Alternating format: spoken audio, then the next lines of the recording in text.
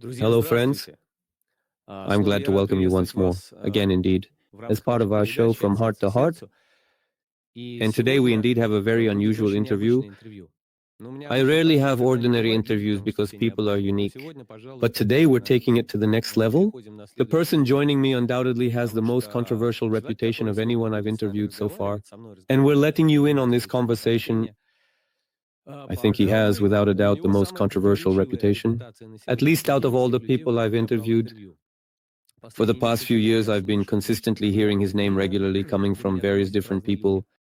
The range of reviews and perspectives about him goes from A to Z, varying from admirable, praiseworthy to cautious, and sometimes even skeptical about his character and work. Some have a warning tone, to an extent where a man indeed called me specifically to tell me to stay away from him, that he's a dangerous person, a very scary guy. I also found out that, for example, one minister got into trouble, and my guest helped him generously and voluntarily. Without any prior warning, my guest unexpectedly helped him in a remarkable way and quite literally saved the man's life heroically. He very generously helped organize the surgery that was indeed absolutely necessary and even paid for it. So I was literally bombarded with a pile of different and various information. That's why previously I avoided this interview. Also in general, well, excuse me, but I'm not being coy now. I'll tell you honestly that this channel was really launched by God, and I'm very careful about it. That is, I am in no hurry to invite anyone, but if someone does come to mind and I feel inside that this is a person I should invite, then I invite them and we have a conversation. This has indeed happened in the past already, and there were several instances where I wasn't too fond of the person, but God told me to invite them. I invited them, and for better or for worse, possibly, I don't know, but in some way that person would start to become likable to me. And for many other people, so today, indeed, there's a similar story. Just recently, last week, a few different people wrote to me about this guest. Well, I won't hide it anymore. As you might already know, today we have Andrei Yakovishin as our guest. That's how it is. What will come of this? I don't know. He gave me complete freedom without any, what's it called, without any rehearsals, just to ask him absolutely anything or absolutely anything, any questions at all about any area of his life. And without further ado, as you know, I've talked quite a bit about the delay.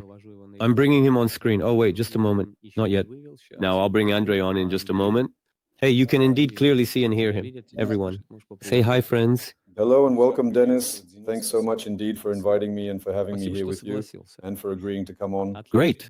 Now let's talk. Grab some popcorn while watching these streams. Or what is it that you eat perhaps when you're exactly watching us right at the moment? Maybe you have something special. I already mentioned that the person joining me has the most controversial reputation. I've heard various things, good and not so good things, both positive and negative aspects. I'm starting off, Andrei, with a brief bio. How old are you? Where are you from? Where do you live? What do you do? And what's your family situation? So we'll cover those kinds of things first, and then we'll move on to the spiritual stuff. Okay, well, I'm 44. It was in May. I have just recently turned 44 years old, which is indeed quite a milestone. Well, I'm from Minsk, Belarus, and I'm indeed married. Yes, I'm absolutely married to a truly wonderful and absolutely amazing woman, in fact, by the name of Olia. How would you describe your line of work? What do you do on a regular basis? I'm a preacher. For the last 5 years, I absolutely haven't done anything else whatsoever at all in my entire life. But I've always been a preacher, teacher, guide, mentor, and counselor, ever since the moment I first wholeheartedly embraced and turned to Christ. Right away, I immediately and clearly understood what I was meant to do, and without hesitation, and that's why I do this. Well, of course, I was also literally working at the same time, and on different, even very different exotic jobs, I would say, for a religious person. But I always dreamed of what's called full-time ministry, to be doing what I really wanted to do, which is preach. That's what I wanted to do. I dreamed of preaching. And that's why, indeed, 5 years ago, my dream came true. I put a stop to it. The place that I was personally and directly responsible for managing, I ultimately made the decision and then quit that job. Despite the fact that they absolutely tried to keep me and even offered to raise my salary, I still left. And for me now, well, working for someone else, to be completely honest, truly feels like a nightmare, in my opinion. I've really, truly, indeed, absolutely enjoyed over these last 5 years what it's like to pursue my calling without getting distracted by a job. And that's why I really enjoy it. So my main line of work involves being deeply engaged in ministry activities, which encompass a wide range of responsibilities and commitments, preaching and teaching in different contexts. Well, Thank God. Where do you live now? You said you're originally from Belarus, but you're not living in Belarus right now. Yeah. Well, I've actually just been living like this for the last 4 years, or more precisely, the last 3 years.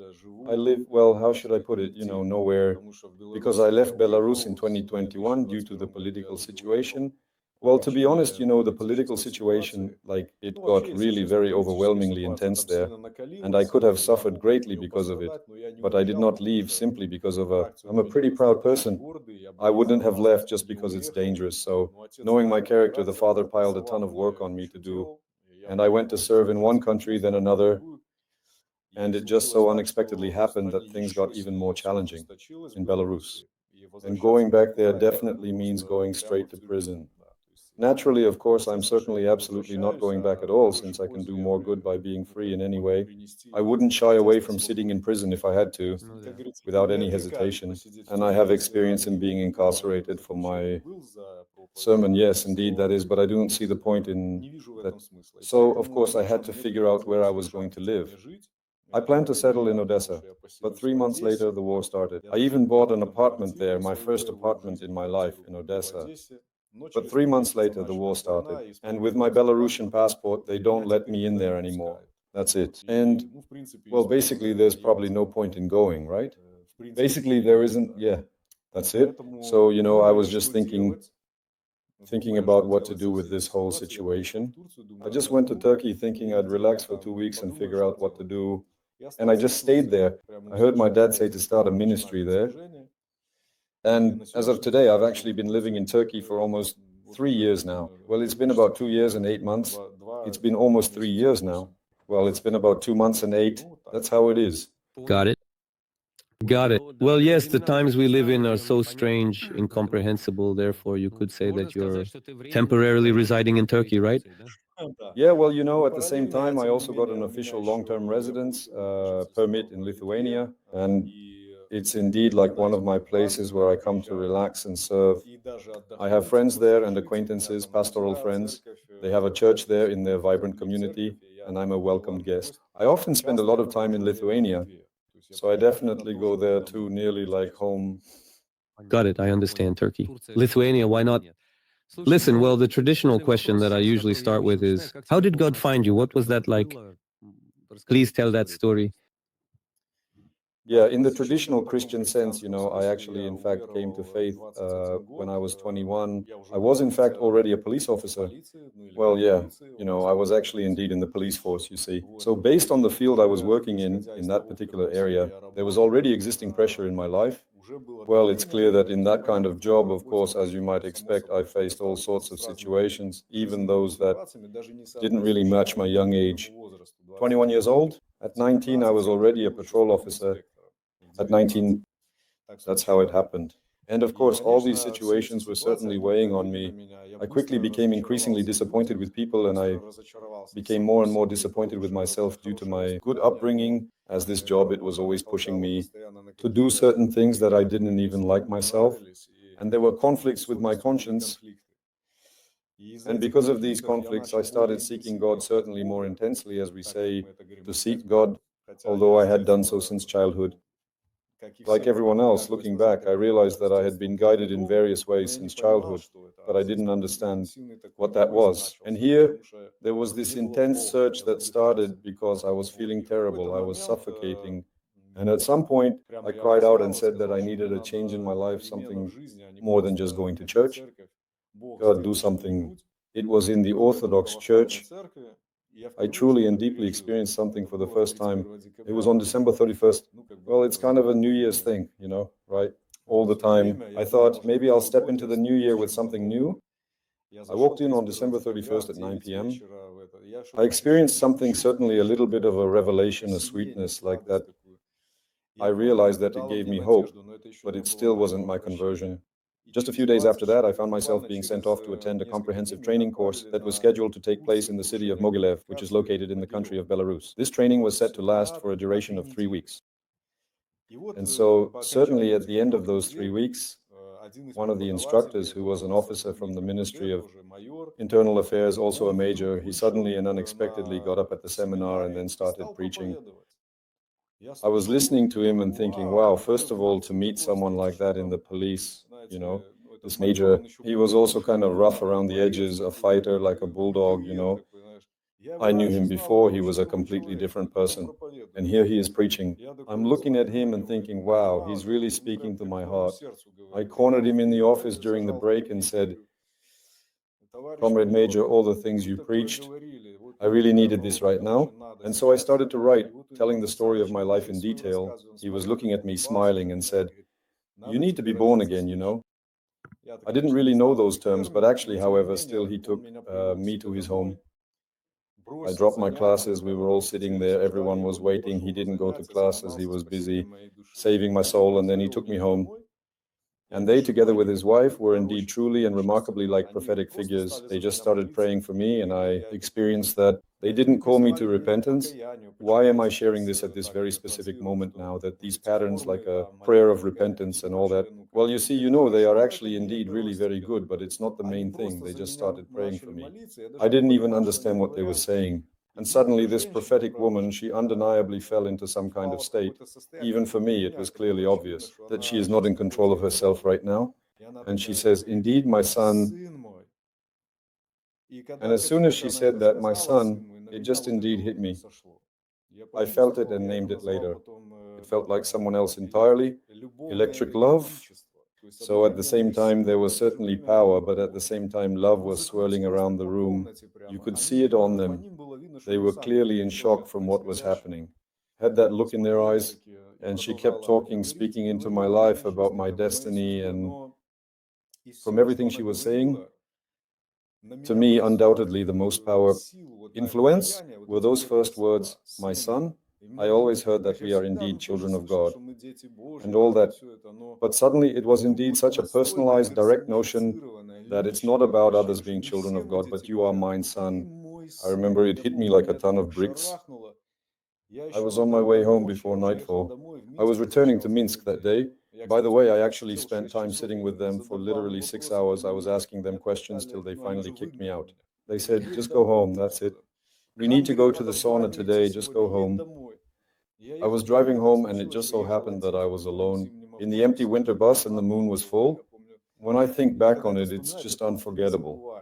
I was wrapped up in this glory, and in my mind it kept playing on repeat, my son, my son. And I'm thinking, oh my God, I am indeed the Son of the Most High. Later, I realized, looking back at the next 21 years, that on January 26th this month, in just a few days, it actually will be my 21st year since I experienced that. By the way, I think that being in America right now is a gift, yet another gift. Every year, he always indeed gives me something special during these days. And I was just driving and looking at the moon, and I thought, oh my God, I am indeed truly God's son. I can't believe that he personally called me his son like that. And through the years, I've always carried that thought with me. Why do they often sometimes get really mad at me and say that I'm against the church? I was never against the church, but I always said that I was not in church that day. It did not happen there. And those people didn't even preach Jesus to me. God himself reached out to me and made a revolution in my life simply by calling me his son. That's the gospel for me personally. That's why usually such thinking is often conveyed in my sermons. And that's what deeply flows within me. I've taught thousands of people to call God Father. They called him Lord, and all that is good. God is there, yes, but he is a Father. So that's how it happened. My conversion, when I share this, I can't help but relive it over and over again. Listen, well, this is the starting point. I really liked what you said about indeed truly getting a glimpse, something that was initially light and barely and deeply noticeable in the Orthodox Church, but it gave you hope. And then the same thing, but in fullness as it was meant to be. It came in during that discussion that we had, through that prayer, through the brave saved officer, Comrade Major. Yeah, right. So what happened next? Because what you said at the beginning, that you've been doing this your whole life. So as soon as you believed, you undoubtedly dove right into the ministry, into preaching, into some church work, despite the fact that you believed, let's say, outside of a direct church context. So what exactly happened next, perhaps? Tell me. I would say that it is truly and absolutely great that you pointed it out, Dennis, especially considering how you indeed dove into working at a church, which is quite remarkable when you think about it. And I did so because no one offered me another way, in any other way, to express the emotions, thoughts, feelings, and sentiments that I had inside. I just came home, and by the way, actually, you see, I have an older brother. He went to a full gospel Protestant church for a total of approximately 6 years before my eventual conversion. He had told me a lot, and I must say, I even acknowledge that his influence to a certain extent in some ways helped me to at least start searching for this, and in doing so, can't say I liked everything, but nevertheless, I came home, and to keep it simply succinctly, I went home. And of course, I naturally told my older brother what happened to me, as usual. He was in shock. For 6 years, he tried to reach me, and now I was different. There I stood, he saw my eyes, and I saw how he looked at me as if he was deeply pondering. Before, there was this Andrei of the past, and now there was this new Andrei. We all know how it goes.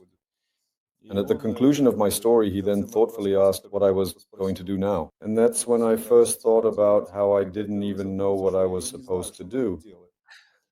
Now I have a different life. What does it mean? I don't know, but the old is gone. Something new is here. Everyone asked, what does your new life mean? I was like, I don't even know what it means, but I realized that all the old stuff is gone and now there's something new. Again, my brother asked, what are you going to do? I said, I don't know. What exactly are we supposed to do in such cases? What are we supposed to do? Давай. Yeah, let's definitely go to church. Sure, let's go. He says, sure, let's go. I knew his church. So, when he had brought me there before, it always touched me, but not that much. I didn't actually want to end up being dependent on my brother, like him leading me somewhere. There was always this competition between us. And when he said, this time let's go to church, I felt this profound sense of inner joy, happiness, contentment, and peace, that there was an option available to consider for how things could go for me and explore all the various possibilities, as I myself didn't know what to do anyway. And of course, I went there and they led me to repentance. I started to integrate into church life. In a short time, I figured some things out about my ministry. I had a truly profound inner and outer understanding of it. The inner realization was I hadn't understood that by simply sharing my experience of coming to faith with everyone, I was indeed just simply already serving, and I was indeed already quite an influence. A so-called home group unexpectedly formed around me, quite literally, and within just a couple of months, from this I saw how significantly it impacts people. Their lives were changing, and I realized that I want it, and it's for me. I was passionate about it. Then I was explained that my actions were actually a ministry, one that exists in the church. The format of the home group, it works like this and like that, sounds like that as well. And basically, as naive as I was, and in a good way, in a certain sense naive, I gladly and wholeheartedly submitted to them. I just thought it was convenient, well and very fine. And really, honestly, to this day, I think it's advantageous that it's indeed good, but only if it has life in it. Not dry, not religious, not something controlled in any way. It's undoubtedly alive, like living stones, or in such a way, then yeah, I'm okay with that. I don't mind it at all. So all these accusations that I am against the church, well, that's not true. And so basically, they made me the leader of the home group. At first, they appointed an older brother, but since I was bringing all these people in, they naturally trusted me more and looked up to me. And the older brother helped me a bit, then stepped aside so I could become the leader of the home group. That's how it all was. Looking back for myself, I personally noted and saw similarities with my own story. And I remember that after going through something serious in life, I noticed that when I opened my mouth in a conversation with someone and started talking, either about Jesus Christ or perhaps about my own unique personal experience with God, the same things just started to float and came out of my heart.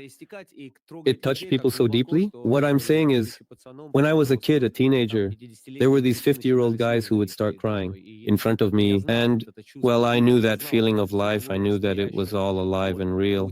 You experienced that too, right? So, with the fact that you opened your mouth saying something to people, well, I'll say even more. Well, you probably remember that feeling too, especially at the beginning. It's not that you open your mouth, but you just can't close it. You just... no, it's good to learn that sometimes it's important and beneficial to be quiet for a while when you need to be silent, to reflect on things. Unfortunately, can you imagine that I was working in the Ministry of Internal Affairs back then? I came to work and I couldn't close my mouth either. They were all looking at me like, what's up with you? Just yesterday you were doing this stuff with us and now you re like this. And they didn't believe that my change would last more than a week or maybe two, just not for long. Some people were in pure shock and immediately shut me out. It's all gone now. The officers started coming to the masses occasionally sometimes, and also for a prayer of repentance. That is when my problems began. There were real problems at work that we live in an authoritarian government and they don't forgive things like that. So my mouth. So of course my mouth, I couldn't close my mouth. I really felt like I was meant to affect others, and I liked it. Before, I could influence people 50-50, sometimes leading them astray, but also helping. Now, I was overwhelmed by this holy opportunity. The key is to change lives. In order to positively impact and transform lives, and in such a short amount of time, it could be done just like that, to literally change a life. In a moment, that's it. It even felt like a hobby of sorts. Indeed, every day to make a change in someone's life. So yeah, and I didn't know that this was a ministry. Later, they explained to me that being in the fivefold ministry means you're an evangelist, So I'm like, yeah, call me like whatever you want. The only thing I want to point out is that despite what some insist, that you have to be in the fivefold ministry, I've always had this jealousy. I think that by choosing one thing out of five, I am kind of rejecting the others. And that's absolutely why from the very beginning, something inside me was contemplating about the wholeness of the fivefold ministry within. And they told me, but you can't be such a universal soldier that you'll break down. But I read Paul, he's undoubtedly my guy, my favorite for all 21. As he wrote, I can do all things, he says. I took it to my heart that I can do all things as well. I took the letter to Timothy, crossed out the name Timothy with a marker, wrote Andrew, and everything he said in it, I took it personally. And that really helped me grow. I mean, I was doing it radically and loving every minute of it. And it really helped me grow.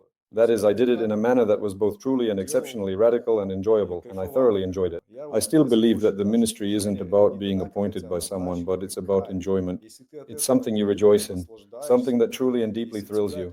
If you don't enjoy it, if it doesn't grab you fully, and someone can make you stop talking, then it's not the real deal. No one could shut me up, not work, not even my parents, who for the first 2 years said, "You're not our son anymore." It's not that they're bad or anything, they're actually great parents. But they were in shock about my older brother being, as they say, in a cult for 6 years. And then their other son came to the same cult. They grabbed me by the head and said, "I beg you, please have mercy on us, and we are losing our children." And I, drawing on my older brother's experience, loved them as much as I could to avoid any conflict. So today, they're my most loyal listeners.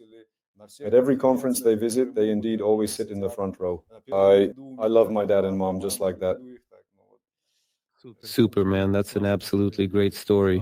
Well, then, what did your relentless talking lead to? For Christ's sake, I take it you didn't last long in the Ministry of Internal Affairs after that? Or did you manage to, in any possible way, stick around for a few more years? Dennis, who is 7 years old, I lasted for 7 years. Well, first of all, it's indeed a miracle I lasted that long, but it was undoubtedly a masterclass in overcoming trials, because sometimes I prayed in desperation, God, why am I here? I was a field worker, an operative, not an HR guy shuffling papers. I was an actual field worker, an operative, not some HR department guy who shuffles papers around. I decided people's fates. In the end, I quit, but certainly all of the people I detained, I literally just put them there. And I had certainly already started my full-time ministry while they were still in jail because of me. Even if it's obvious that they were there because of their own actions, still I was the one handling their cases. I had exposed their actions, and I didn't take any pleasure in it. I would gladly let people walk free, but on one hand, it's certainly well-deserved and indeed fair, and on the other hand, well, why should I be doing this? And I was indeed there for a total of 7 more years. And each and every single time I asked God what I was doing there, he told me, "You're needed here." I mean, indeed, even my preaching there was filled with so much tension since it was prohibited. They kept shutting me up, calling me a cultist, saying all that stuff. It wasn't easy at all. But my character, it was being cultivated. Can you imagine when I got fired, it was a huge scandal and I was let go on the personal orders of the head of state, Lukashenko. It was a nationwide scandal. I got fired and many employees approached me saying, "We've been watching you all these years. You are the real deal." Only then did I truly and deeply realize something. They said, "We've been keeping an eye on you. Only then did I realize why I was needed there.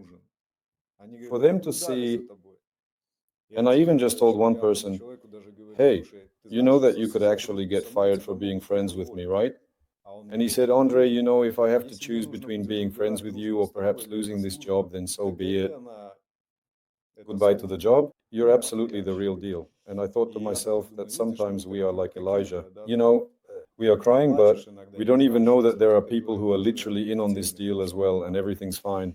So there were all kinds of stories, and the KGB was watching me. They would call and ask where it was that I was inviting people and also about what I believed in. So indeed, a lot had happened, but it was a good learning experience. When some nasty people say things like, you're a cop, or something along those lines, or whatever, I say, yeah, and I'm proud of the fact that I was one. And some congratulated me as a saint on Police Day. Everyone else were definitely congratulated on Police Day, but I was congratulated on Police Saints Day. So I'm glad I was there. Yeah. So my screen just went dark and now I need to enter my password. Excuse me. Okay. Typed password, it was wrong. Hey, so what happened to that major comrade? Do you know? Well, Dennis, you know, I don't know. That's one of my questions.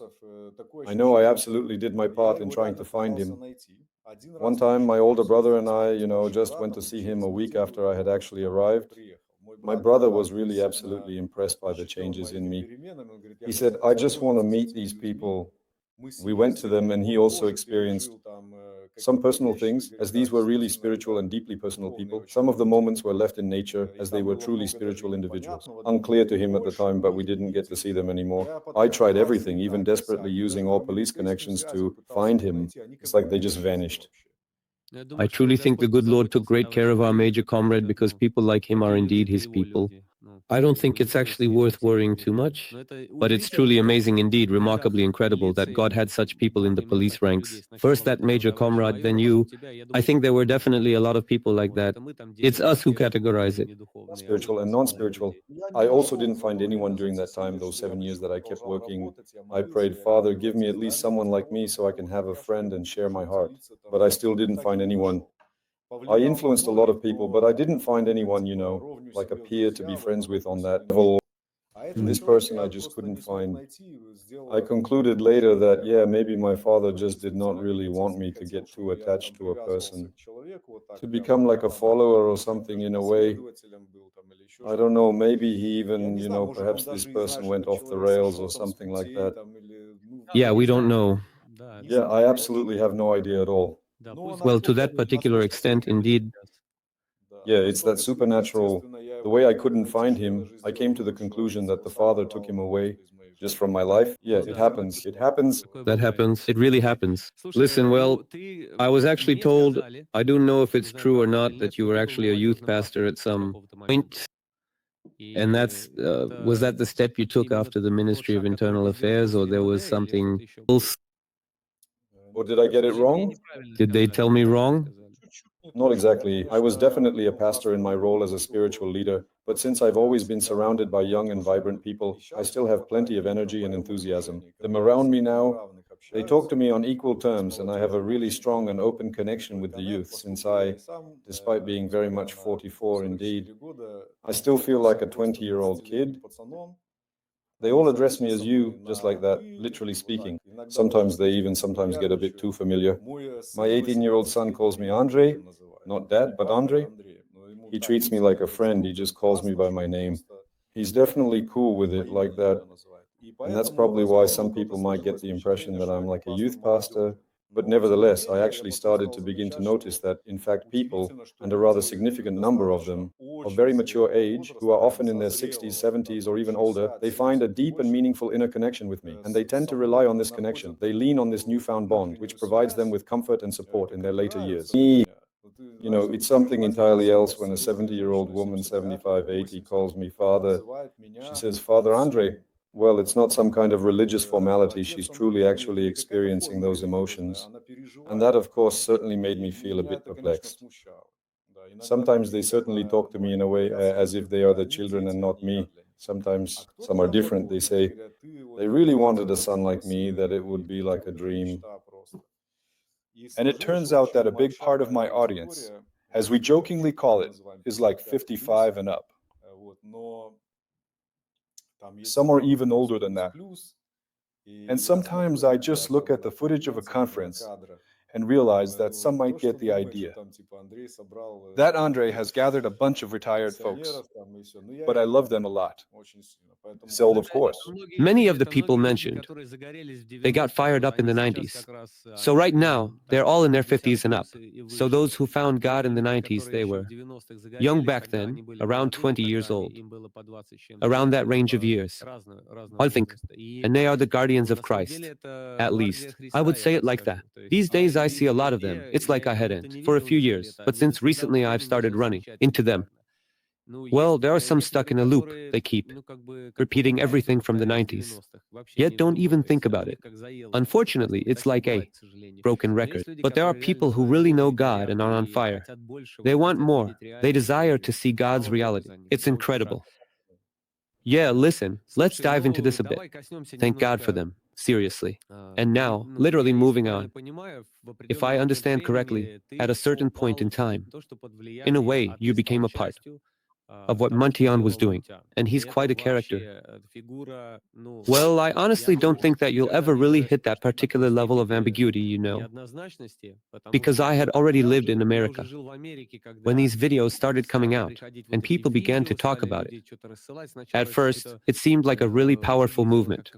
Then some shocking news started coming out, even scandalous stuff, really scandalous.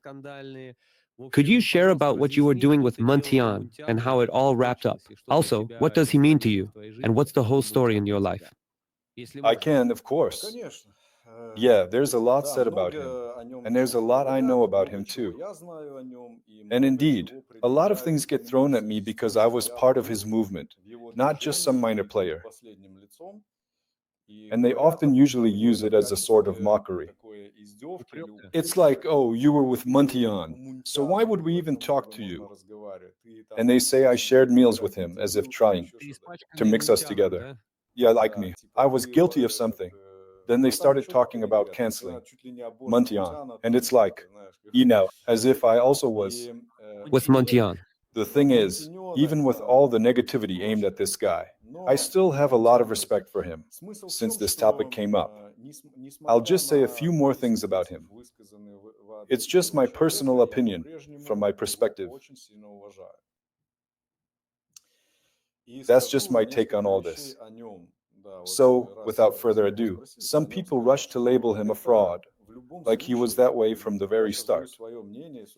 They said things like, he's a convict, someone who's been sentenced, all that stuff in that direction. And in my opinion, I would say it differently. You can only see the whole picture when you are in charge of doing something real. When I saw how things were going on behind the scenes, I realized I've known him since 2008. That year, when I first heard about him from a couple. They were from Dnipropetrovsk, which is now called Dnipro. I was unsure about him. I mean, actually, the first time I watched his show. I saw the disc and thought to myself, what kind of show is this? Our church more modest. But it really grabbed my attention. So I specifically went to Dnipro. From Montian, that was a big deal back then, because no one from abroad had come to see him yet. And here I was all the way from Belarus, 1,000 kilometers away. And I got the chance to meet him. At that time, he already had a church with 3,000 people, so he wasn't just some small-time pastor. So I met with him, and I also went to his service. During the service, the father spoke to me, but not through a sermon. I was just standing there, and then I saw how people were being healed. It's absolutely something you can't fake or stop. I came in with my doubts from the start, being a cop and all. I was still working back then. Yeah, so I was a cop. And I was just standing there in the hall, thinking, God, I've never seen anything like this before. For people to be healed like that instantly. We didn't have anything like that in our church. Maybe it was like that in the 90s, but during my time, there was nothing like that. And I just looked up at the sky and said, God, I really want to have that power, like what I see here, at least something like that. And the father spoke to me in a clear voice. Despite the noise of the service, he said, I want to give you such power that if someone told you about it now, you would not believe it. And I fully embraced it. This has carried me through the years, and of course, I am moving in power now. I aim to push forward, to stay on track. I got to meet with him, and I liked him. It's not because of his religiousness that I liked him. It's more, I liked him for, he had a slight gangster vibe about him. I mean in a good way. That slang he used and all. But some people don't like it. But I did. Because at that moment, it really did indeed set him apart from everyone else who was seen as a proper example. And I never really wanted to be so proper in my manners. Also, I couldn't anyway, because at that time I was still working. I mean, I was not able to use church language when I was interrogating gangsters and crooks. Yeah, so I liked him for his simplicity. He didn't put on any airs. And that's the kind of person I vibe with. By the way, when I met him, there was someone else sitting in his office. Andrei Yakovishin. Well, the bishop, he's from Ukraine. And I remember there was this moment when the bishop pointed to the wall and asked, "What's that you have there?" These portraits hanging up. And there's Catherine Kuhlman, Benny Hinn, and Yang Cho. I thought he was gonna say that those were just some respectable holy people, But he said, Andrei, well, I just walk up to this painting. I go to Benny Hinn and say, Benya, help me, help me. And he says that Benny helps, because it's visible how well the service turns out every time. I thought he was joking, but I was in awe of such thinking. Cool guy, it's something so unconventional. And he's not afraid to show it to others. And we became friends. He was unlike the one I see now, of course. Vladimir from the one I see now, of course. It was really cool. He was on fire. There were miracles and everything, and he was doing great. He moved to Kiev, and then he started gaining fame. All the churches rushed to join his movement. It was like a frenzy. And at that moment, the bishops turned against him. Well, the thing is, I saw it, and now I get it because it happened to me too. All those people sending out letters and everything. Well, God knows that Muntian wanted to stay friends with me, but that religious world left him no chance to stay connected, as they just kicked him out. And at some point, he realized he was done with everyone and just started doing his own thing. From then on, it kept getting worse. Millions piled up under his feet. Of course, he became, I won't get into the details of what he did. Everyone can look that up for themselves. Yeah, but it got worse. He wasn't ready for the trials of fame, money, all those things, right? Well, I guess it kind of looks just like that. But of course, even his closest circle noticed the changes in him. But I still don't fully understand. And I don't really want to listen to all of this. But the truth is, here's the thing. When people talk about him now, they say he bit off more than he could chew. This reminds me of the story of Gulliver. When Gulliver was lying there after he fell, he had experienced a catastrophe, and yet those Lilliputians started jumping on him, shouting that they had defeated him. All those people shouting at Muntian remind me of Lilliputians. I want to ask them, who do you even think you are? Who do you think you are? That you jump on a fallen giant and celebrate, saying, look, Muntian crashed and burned. Even if he overplayed his hand. Why does that make them so happy? That makes me sad. I see myself, like David in a way. I really feel sorry for him. I had to speak out and even call him out back in the day. But my father, after a while, told me, that's enough, just stop it all.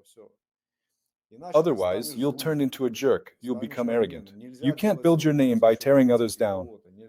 You can't do that to someone. I stopped, and they just kept tearing me apart. There was a lot of pressure from Vladimir, a whole lot. So you left that movement before all the scandals started. Well, yeah, I left. So in 2008, we became friends, but I didn't jump into his movement right away. I joined it in 2013. It's been 5 years since we became friends. I decided to serve alongside him. I didn't stay long. I stayed for 2.5 years. It all ended with me getting captured by the Special Purpose Mobile Unit in Belarus. I got detained, and there was a real threat that I could end up in jail. Vladimir called me and said, get to Kiev urgently, they won't touch you here. I'll protect you, and that's it. And you'll be able to help me in Kiev. You'll be more useful out here, free. So I went to Kiev. And for 2 months, absolutely everything I saw as an insider in Kiev just blew my mind. I had no idea about it. People asked, but you were involved in his affairs, right? Guys, I was involved in ministry in Belarus and the stuff happening in Kiev. I didn't know about it back then, but wasn't interested. I was really focused on self-growth and leading people. Of course, when I got there, I got scared. I even thought, what do I do? What about the people who came with me?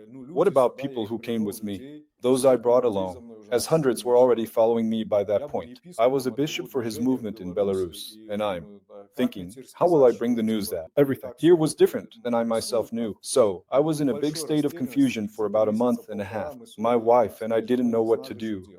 I was praying and fasting too. I saw harshness and this abnormal, some kind of obsessive coarseness towards people. I don't even want to describe it. I saw it all happening and I just couldn't handle it anymore. So I decided to leave. As soon as I made that choice, an intense persecution started, and it escalated to the point of physical abuse. I mean, real gangsters were coming after me. It was terrifying. I was facing the most serious enemy I had ever had in my life, and it was Montian.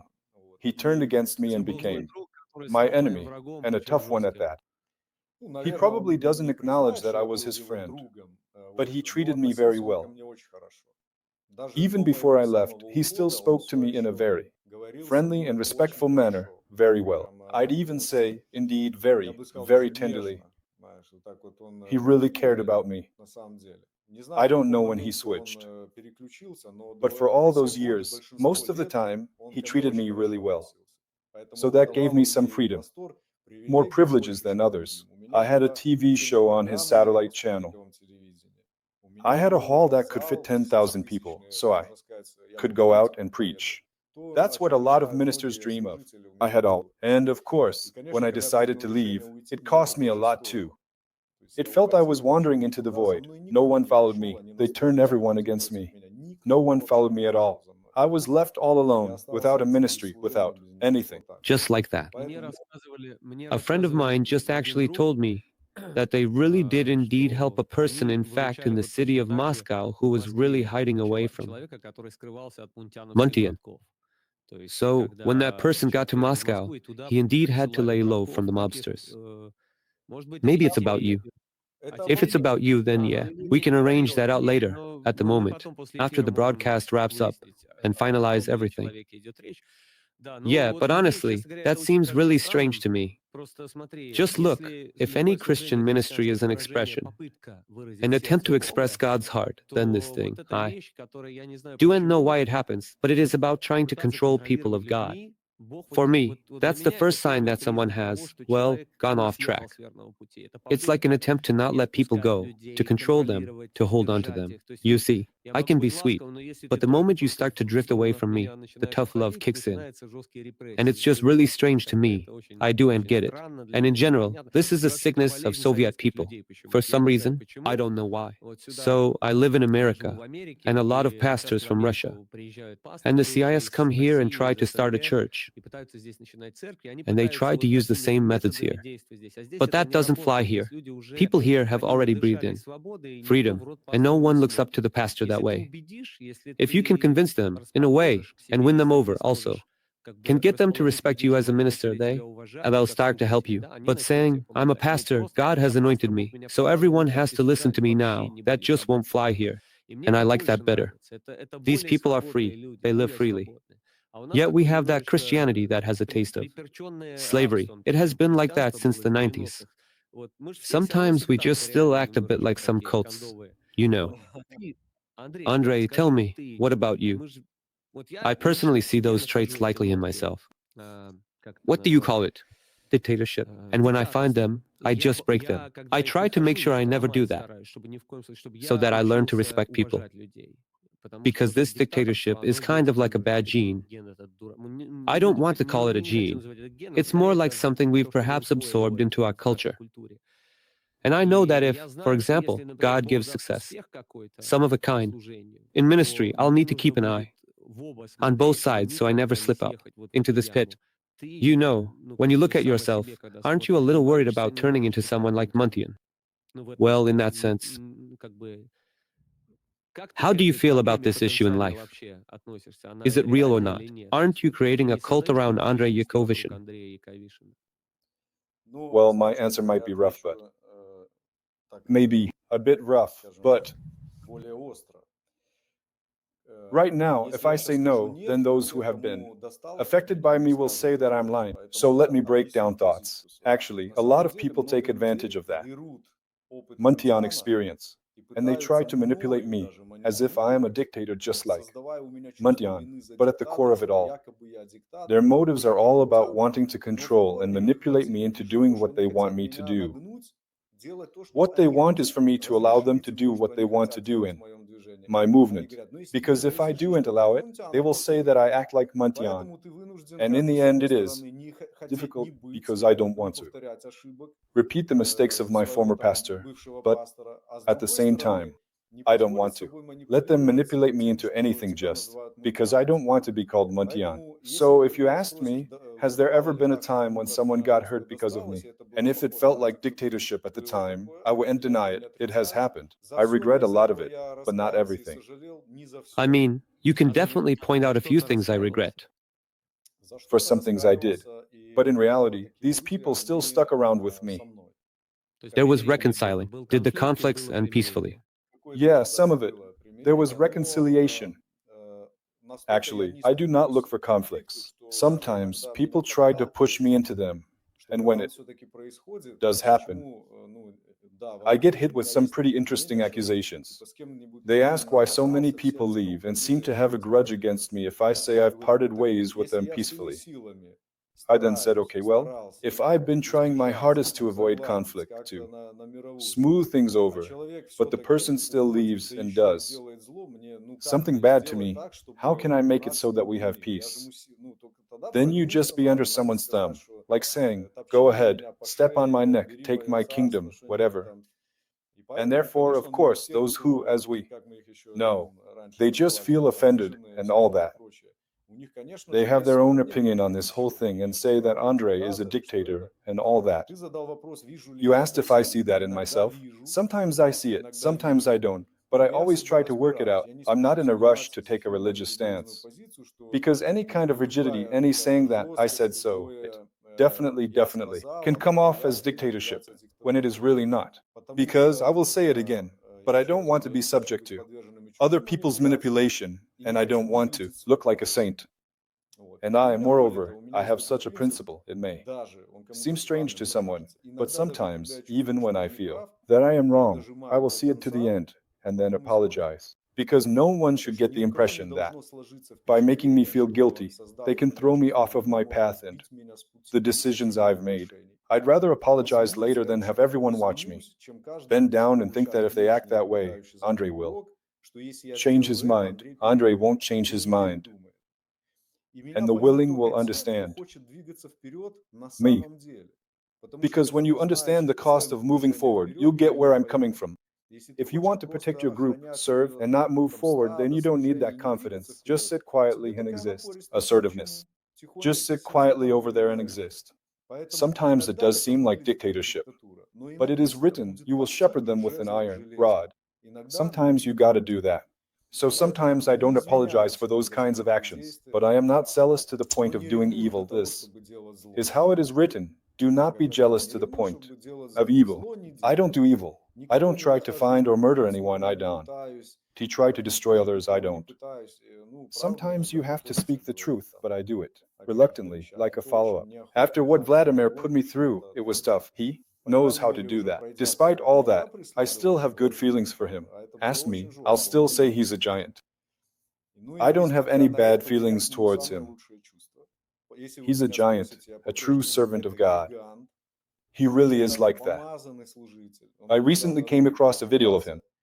It is as if no matter what that person says, you can feel the anointing working through him. The gifts are permanent. Still he stands, all the trouble he's caused, speaking and the anointing moves. So there's no need to point fingers at him. especially those who made no progress in life, done anything. He's been places in life, and to this day. Wherever he goes, there's always a crowd of people. He moved to Bali to live, and now he's gathering rulers and police officers there. He's got crowds of people around, and you wonder how does he pull that off? It's the anointing. And for it to work, it requires knowledge, so I respect him. I do and regret at all that I had moments in life with him. I learned a lot. I don't throw the baby out with the bathwater. I took the good stuff and left the bad behind. We're moving forward, learning from our experiences. Listen, I really didn't plan to spend this much time on it, but since it was going that way. Great, I think a lot of people got their questions answered. And I really like your attitude about it. Honestly, I still haven't fully developed a clear understanding of the question on what to do with people who, obviously, the anointing works through them, God works through them, but obviously they don't manifest the heart and character of Christ. It seems contradictory. I still don't know how to look at people like that. I am not to say anything bad, but there's nothing positive that I would want to say that. So yeah,